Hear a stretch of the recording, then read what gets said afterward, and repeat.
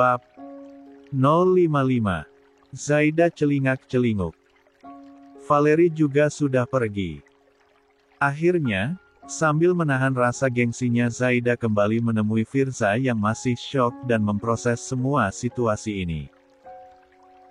Melihat Zaida kembali, binar di mata Firza kembali berkilau. Ia pikir Zaida mengurungkan niatnya untuk kembali ke rumah Abah dan Umi, tetapi perkiraannya salah. Ketika datang, Zaida malah mengulurkan telapak tangannya. Firza bingung. Ia yang tidak paham maksud Zaida apa malah meletakkan telapak tangannya di atas telapak tangan Zaida sehingga mereka berpegangan tangan. Zaida mendengus pelan. Aku nggak minta tangan kamu, Mas. Firza mengerjap. Jadi maksudnya 59. Aku mau minta uang, kata Zaida tanpa basa-basi. Firza heran, tetapi ia tetap mengeluarkan dompet dan memberikan sejumlah uang kepada Zaida. Setelah mendapatkan uang itu, Zaida hendak pergi lagi. Makasih, ucap Zaida singkat. Firza mengejar Zaida yang berjalan pergi. Mau kemana? Biar Mas antar, ya. Zaida menggeleng. Nggak usah. Urusin aja itu Niki yang katanya sakit-sakitan. Palingan sekarang lagi tantrum di kantor polisi dan butuh ditenangin sama abang kesayangannya, sindir Zaida. Firza terus membujuk. Bahkan sampai di pinggir jalan ketika Zaida menunggu taksi yang lewat. Namun, Zaida tetap bersikeras mau berangkat sendiri. Akhirnya, setelah Zaida pergi, Firza pun membuntutinya. Firza pikir, Zaida akan pulang ke rumah Abah dan Umi sebab sebelumnya dia menegaskan butuh waktu sendiri dulu dari Firza dan ingin ke rumah Abah dan Umi saja, tetapi ternyata tujuan Zaida berbeda. Ia justru pergi ke rumah sakit. Perasaan Firza semakin tidak enak. Ketika Zaida masuk ke rumah sakit itu, Firza masih terus membuntuti. Lalu, sampailah Zaida pada salah satu ruang rawat inap dan di sana Firza baru tahu bahwa yang dikunjungi Zaida di rumah sakit adalah abahnya Zaida. Zaida masuk ke ruang rawat inap itu, di dalam ada Umi dan juga Hafiz. Mereka terkejut bukan main tatkala melihat Zaida datang. Assalamualaikum, Abah, Umi, ucap Zaida dengan bibir bergetar. Waalaikumsalam, Zaida. Umi langsung menghambur dan memeluk Zaida erat-erat. Ya Allah, Zaida. Kamu sudah bebas, nak. Zaida balas memeluk Umi. Alhamdulillah, Umi. Setelah berpelukan dengan Umi, Zaida mendekati ranjang pasien dan memeluk abahnya. Pria itu tampak lemah. Melihat Zaida sudah bebas, tentu saja Abah langsung menangis bahagia. Zaida, putri Abah akhirnya kembali. Alhamdulillah ya Allah, Abah tak henti-hentinya mengucap syukur dan mengecup kepala Zaida berkali-kali. Selama beberapa waktu terakhir, Abah sungguh kepikiran dengan Zaida sampai tak enak makan dan tak enak tidur. Di hatinya hanya ada rasa khawatir mengenai bagaimana nasib Zaida di penjara. Suasana di ruangan itu menjadi penuh haru. Zaida juga berpelukan dengan Hafiz. Pemuda itu lega sekali melihat kakaknya sudah bebas. Di tengah situasi haru tersebut, Firza mengintip dari jendela ruang rawat inap. Ia ingin ikut masuk, tetapi akhirnya memilih diam di luar karena tidak mau mengganggu. Rupanya, kedatangan Firza dilihat oleh Hafiz. Ia langsung keluar untuk mencegah Firza datang. Maaf, Bang Firza sebaiknya pulang aja, kata Hafiz tegas. Kami akan membawa Mbak Zaida pulang. Tapi saya masih suaminya Zaida, Fiz. Hafiz terkekeh sinis.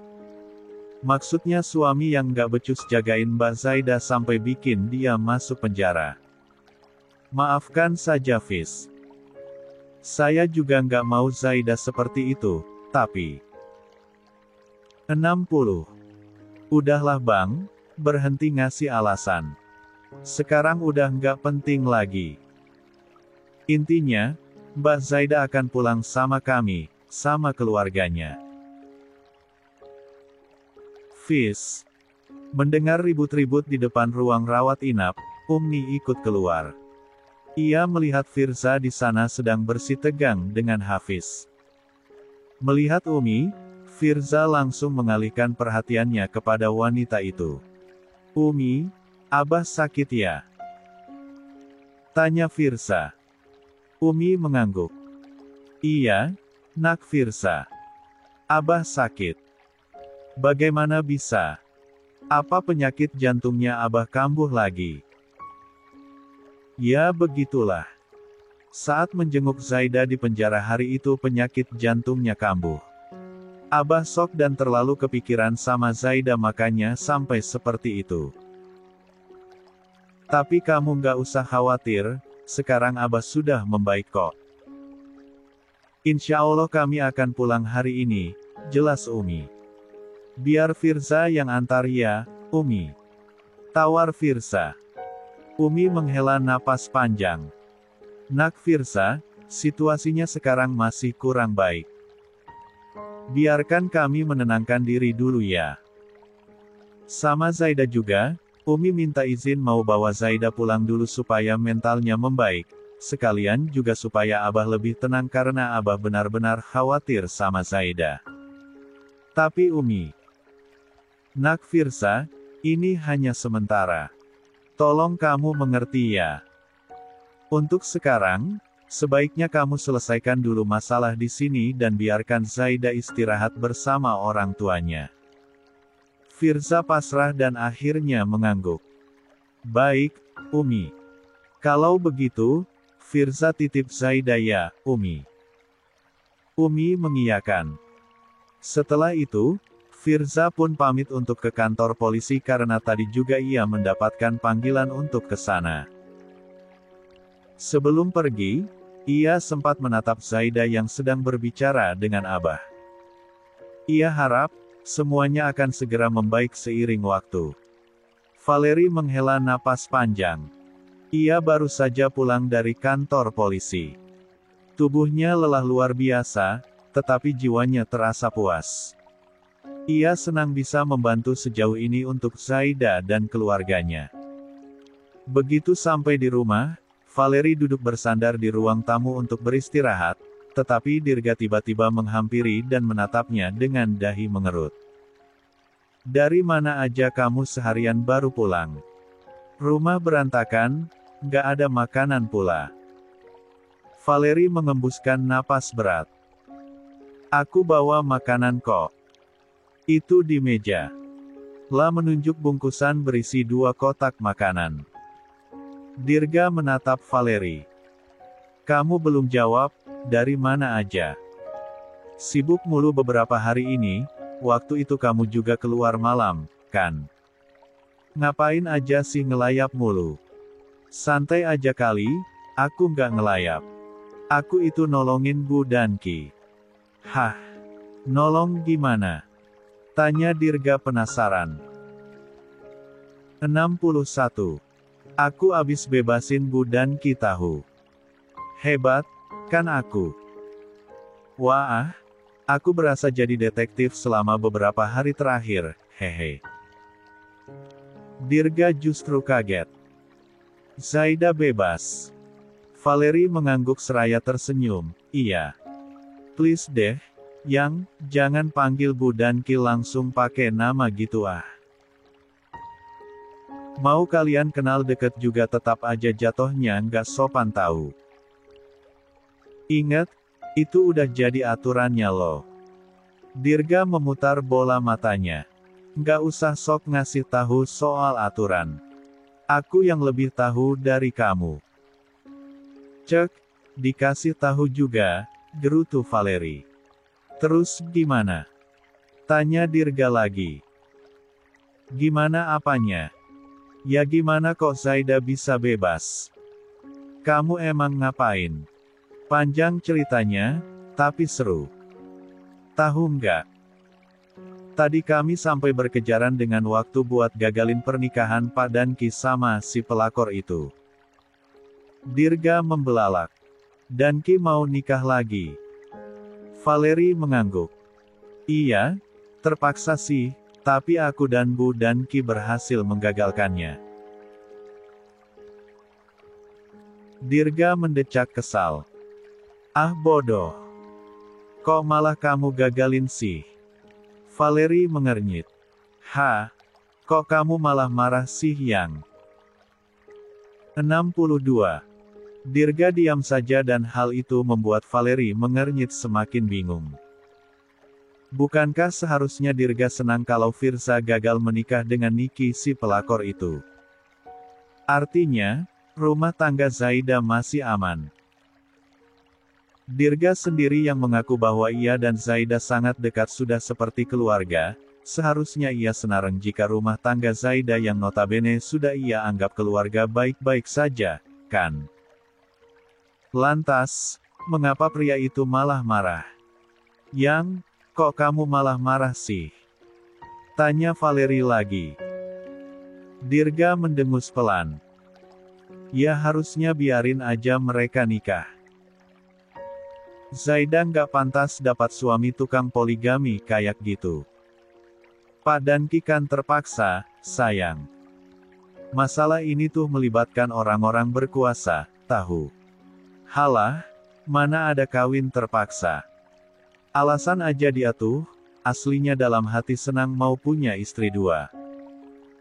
Lagian kalau kamu bilang masalah ini melibatkan orang-orang berkuasa, Danki, kan juga ada kuasa. Kalau dia berusaha juga pasti bisa gagalin pernikahan itu sendiri, jadi kesimpulannya ya memang dianya aja yang pengen nambah istri. Valeri mengernyit. Kamu apaan sih, Yang? Kamu, kan gak tahu masalah lengkapnya kok asal ngomong gitu. Aku gak asal ngomong, emang kenyataannya gitu, kan? Itu nanti paling-paling gagal sama yang ini dia diem-diem nikah lagi sama perempuan lain. Ya, kalau dasarnya emang serakah sama perempuan ya pasti bakal gitu lagi. Valeri kesal mendengarnya. Ucapan Dirga terkesan menghina atasannya sendiri dan itu tidak pantas. Okelah, Valeri sendiri juga tidak terlalu kenal dengan Firza, tetapi ia nyaman berteman dengan Zaida. Jika kebahagiaan Zaida ada pada Firza, Valeri jadi kesal sendiri mendengar Dirga menghina-hina suami Zaida. Kok kamu malah berpikiran jelek sama Danki sendiri, Yang? Lagian ucapan kamu yang kayak gitu nggak sopan banget deh. Dirga memutar bola matanya. Aku bukan berpikiran jelek, tapi aku hanya kasihan aja sama Zaida karena dapat suami kayak gitu. Harusnya Zaida dapat suami yang lebih baik dan lebih pantas bersanding sama dia. Lah, kayak kamu udah lebih baik aja dari Pak Danki, sahut Valeri. Lah tidak berniat menghina Dirga, sebenarnya. Ia hanya refleks saja karena agak kesal dengan kalimat Dirga yang menghina orang lain. Apa maksud kamu ngomong gitu? Ngajak ribut. Nah, kan. Kamu sendiri aja langsung ngamuk pas aku bilang gitu, tapi kamu malah seenaknya ngehina orang lain. Lagian Pak Danki juga pantas kok buat Bu Danki. Dua-duanya sama baiknya kali. Masalah yang mereka hadapi itu nggak sesederhana itu. Aku menyaksikan sendiri gimana rumitnya masalah mereka, jadi kamu yang nggak tahu detail masalahnya nggak panteslah asal menjelek-jelekkan Pak Danki gitu. Beliau, kan juga terjebak sama keadaan. Dia juga ditekan sama atasan serta masa lalunya. Dirga mendecak kesal. Mendengar Valeri menceritakan kebaikan Firza membuat ia muak. Apa sih baiknya Firza? Kalau bukan karena dia itu atasannya, Dirga juga ogah bersikap hormat kepada pria itu. Kamu kayak udah paling tahu aja masalah mereka. Kenal deket juga enggak, sindir Dirga. 63. Valerie Ann Mansbeek. Kenal deket atau enggak ya enggak masalah, intinya aku berteman sama Bu Danki dan aku pengen Bu Danki bahagia dengan rumah tangganya. Lagian apa salahnya sih nolong orang? Toh juga ini balasan budi karena Bu Danki udah duluan nolongin aku. Lagian kamu ini harusnya kalau mau ngomong dipikir dulu, jangan sembarangan ngejelekin orang lain. Apalagi, yang barusan kamu hina itu Pak Danki. Dia itu, kan senior kamu. Kalau Pak Danki dengar ucapan kamu tadi, abis kamu, yang... Dirga mengepalkan telapak tangannya. Ia ingin menyangkal ucapan Valerie lagi tetapi ujung-ujungnya mereka malah akan debat lebih lanjut. Sebenarnya Dirga merasa tidak akan kalah meskipun ia berdebat dengan Valerie, hanya saja ia khawatir kelepasan. Jangan sampai Valerie nanti curiga kepada Dirga hanya gara-gara ia tampak terlalu menginginkan agar Zaida dan Firza berpisah. Untuk sekarang, Dirga harus berjalan pelan-pelan saja. Kalau sudah waktunya, Zaida juga pasti akan menjadi miliknya kok. Melihat Dirga diam saja, Valerie menghela napas berat. Ia kira, Dirga mungkin sudah sadar bahwa ucapannya salah. Namun sayang, perkiraan Valerie salah besar. Dirga diam bukan karena merasa ucapannya salah, tetapi ia sedang menahan dongkol luar biasa karena gagal untuk memiliki Zaidan.